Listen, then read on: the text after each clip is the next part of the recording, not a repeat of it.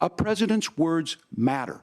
People hear that. So I think this issue of settling our differences at the ballot box, shaking hands when we lose, being honest about it, but to deny what happened on January 6th, the first time in American history that a president or anyone tried to overturn a fair election and the peaceful transfer of power. And here we are 4 years later in the same boat. I will tell you this, that when this is over, we need to shake hands this election, and the winner needs to be the winner. This has got to stop. It's tearing our country apart.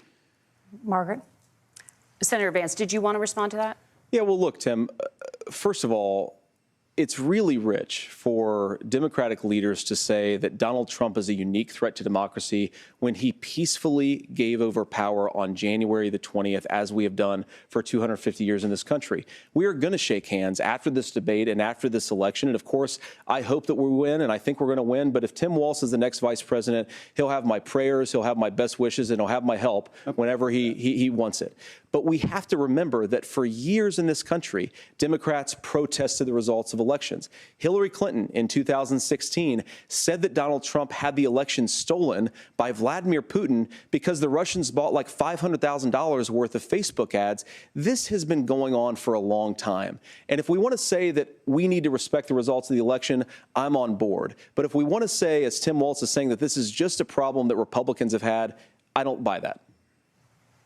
Governor. January 6th was not Facebook ads. And I think a revisionist history on this. Look, I don't understand how we got to this point. But the issue was that happened. Donald Trump can do it. And all of us say there's no place for this. It has massive repercussions.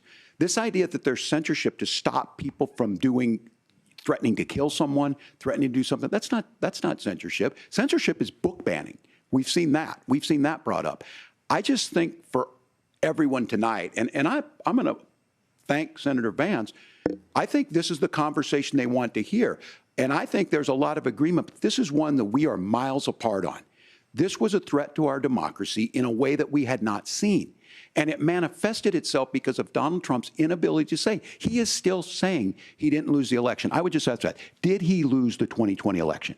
Tim, I'm focused on the future. Did Kamala Harris censor Americans from speaking their mind in the wake of the 2020 COVID situation? That is a damning non-answer. It's a damning non-answer for you to not talk about censorship. Obviously, Donald Trump and I think that there were problems in 2020. We've talked about it. I'm happy to talk about it further. But you guys attack us for not believing in democracy. The most sacred right under the United States democracy is the First Amendment.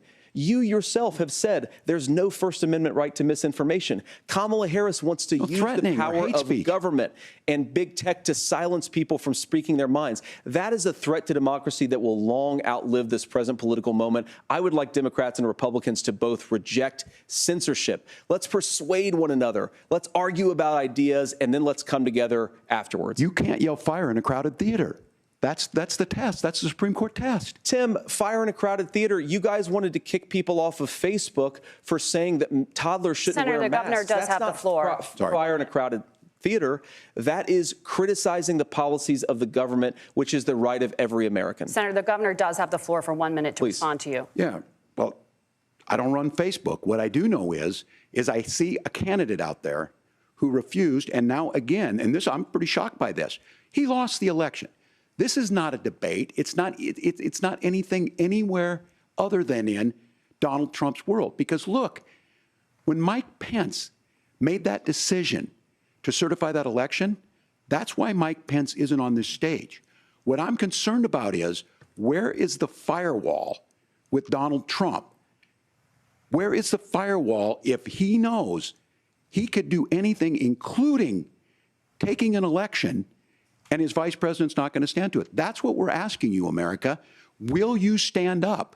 Will you keep your oath of office, even if the president doesn't? And I think Kamala Harris would agree. She wouldn't have picked me if she didn't think I would do that, because of course that's what we would do. So America, I think you've got a really clear choice on this election of who's going to honor that democracy and who's going to honor Donald Trump.